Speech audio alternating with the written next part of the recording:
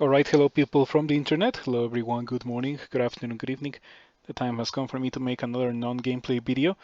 Today we're going to be talking about Hep the Forgotten. Hep the Forgotten accepts the worship of those who would remember their forebears and fire alongside the greatest of them all. Acolytes of Hep sacrifice a small part of their life essence to manifest their ancestor into their world. As they explore and form new experiences, they will find themselves able to shape and control their ancestors' memory, eventually bringing them into the ranks of the mythical heroes. Um, so, the description is pretty much self-explanatory, but HIP, pretty much the only thing that HIP really offers to you is a permanent ally. You go HIP if you want to have a permanent ally. Fortunately, HIP um, is made in such a way that like having a permanent ally is not a really annoying thing. So it's actually desirable to go HIP.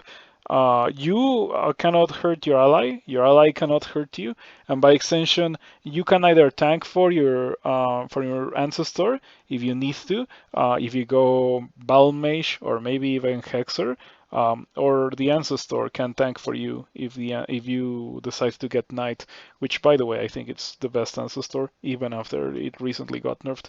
Um, so, at 1 pip of piety, you lose 10% of your max HP, but you get your ancestor. Before 1 pip of piety, you're not gonna have this. So it's not like Chaybriados where you're immediately uh, hit with a downside for worshipping the god. So in that regard, it's nice. However, I do have to say that the ancestor, the moment that you get it, it's not really that strong. It only really gets powerful once you get to use the ability that lets you remember your ancestor's identity. That's you get that I think at 2 pips of piety, but that lets you choose between Battle Mage, Knight, and Hexer, as I've already said. Um, Personally, I found the most success with Knight.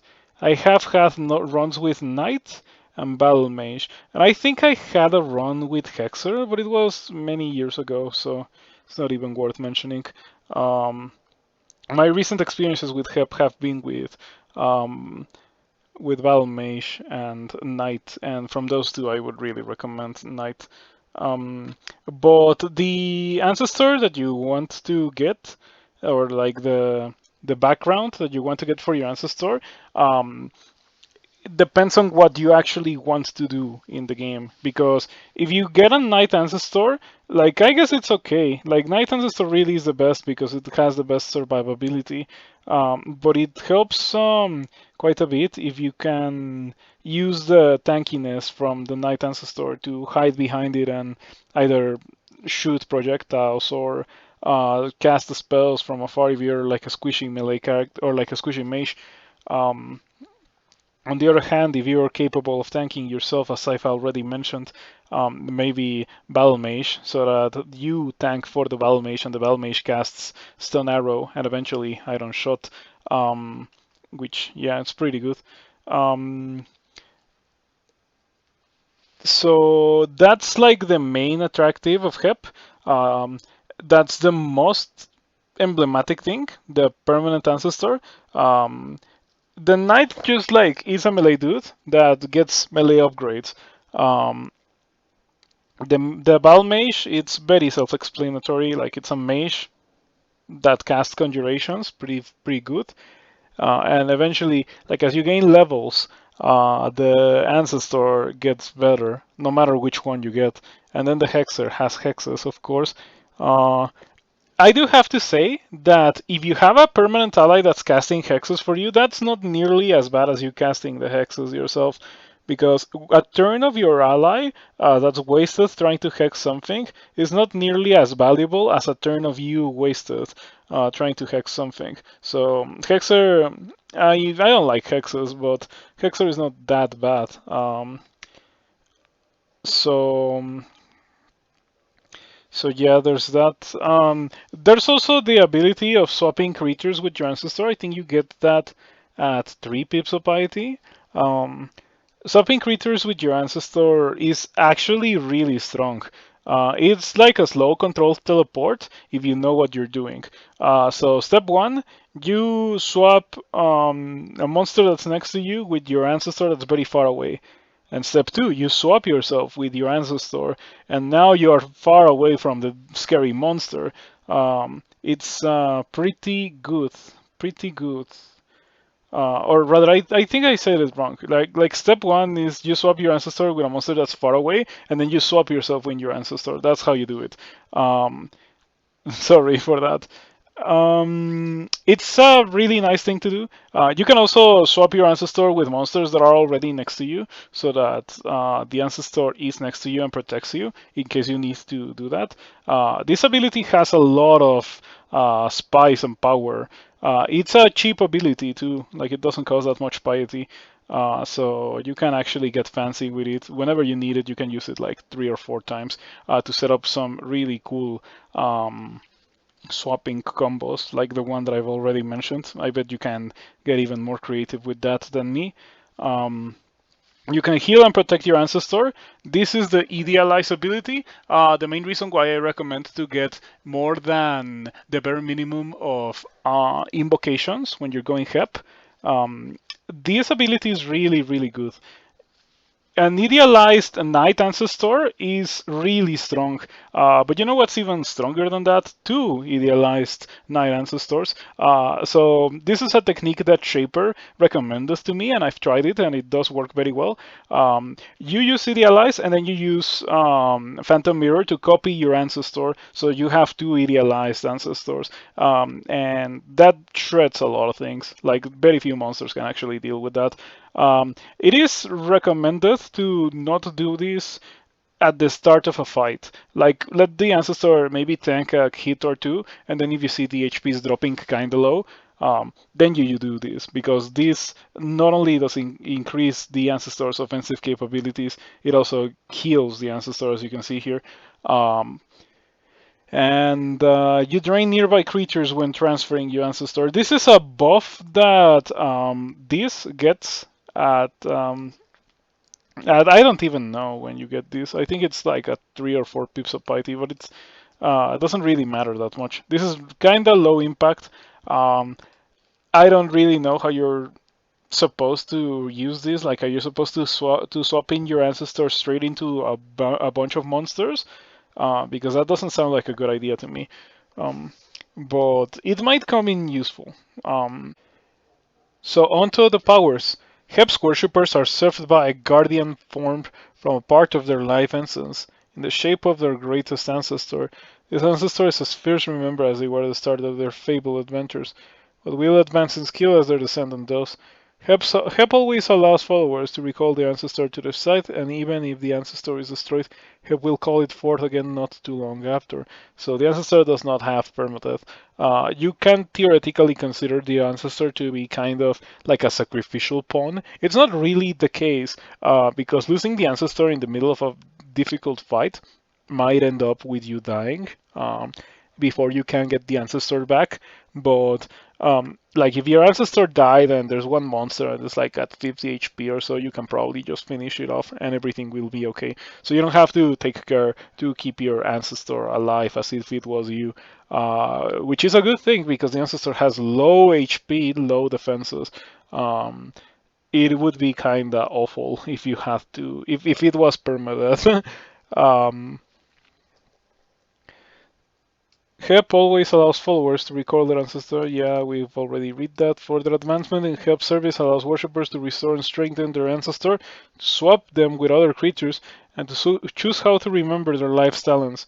Yeah, this is what I've already talked about. This specific part. You can get Knight, Battlemage, or Hexer.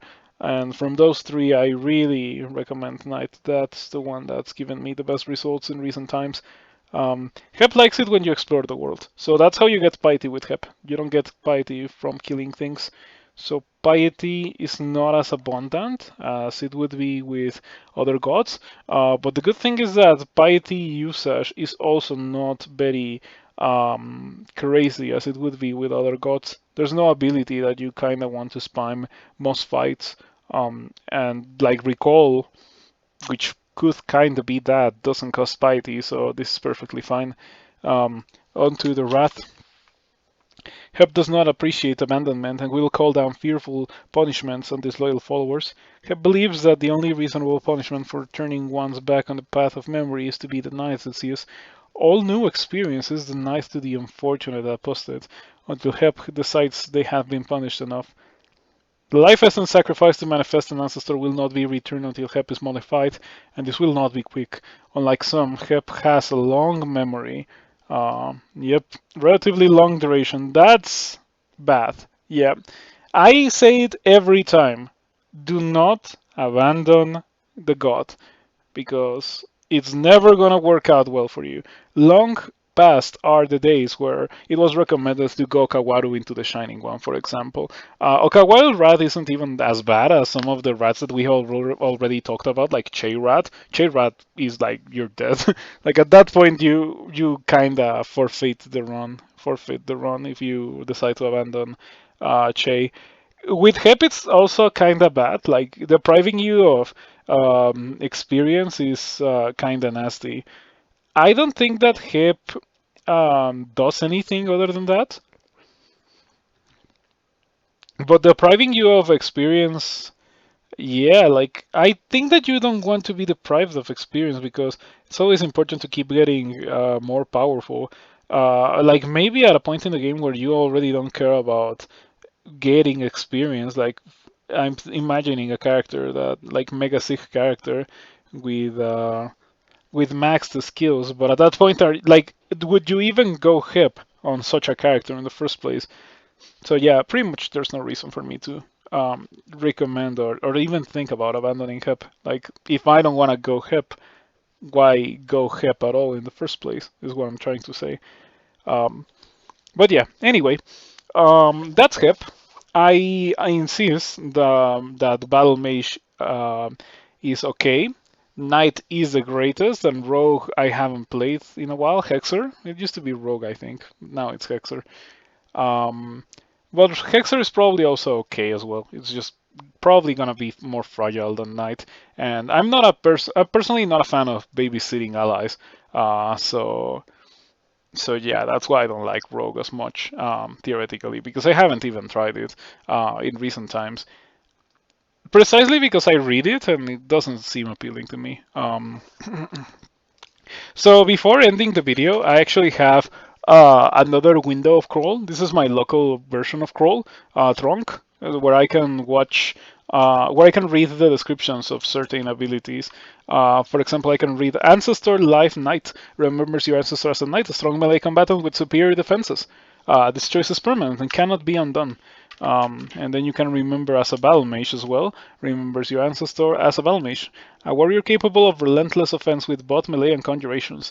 This choice is permanent and cannot be undone. And then the Hexer says, remembers your ancestor as a Hexer. A cunning rogue capable of swift night work and debilitating spell casting. This choice is permanent and cannot be undone. I think the Hexer gets like an anti-magic quick blade or something like super good once you get to experience level 25, but it's still kind of fragile, so I wouldn't really recommend Hexer. But you do what you feel like is gonna work best for you. If you need to know more about HEP, I'm sure that I have some runs with HEP on my YouTube already, so you can take a look at those to see like how the Ancestor playstyle works in more detail than I explained in this video. So yeah, I hope you have a nice rest of your day or whatever, and thank you for the continued support. And thank you to my supporters on Patreon, Anthony Emergence, Blink and Die, Durosbol, Inon, Grafophilia, Fede, Frog, Shaper, and Berlin. I appreciate your continued support, and I certainly appreciate the new contributions from everyone. Merlin. The other day, someone new subscribed on Twitch as well with Twitch Prime. I also appreciate that a lot. And as always, I appreciate the direct contributions of people like Dan Brani or Shaper. Thank you for everything.